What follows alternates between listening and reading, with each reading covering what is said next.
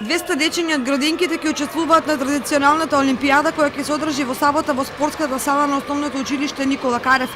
Олимпијадата е во организација на комбинираната детска установа Павлина Белјанова.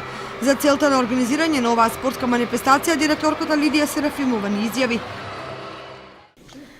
Во сабота 16 мај со почеток во 10 часот во спортската сала во Основното училиште Никола Карев, во рамките на реализација на проектот Спортуваме се радуваме, децата од највозрастната воспитна група од 5 до 6 години ќе одржи детска олимпијада под мотото Спортуваме се радуваме.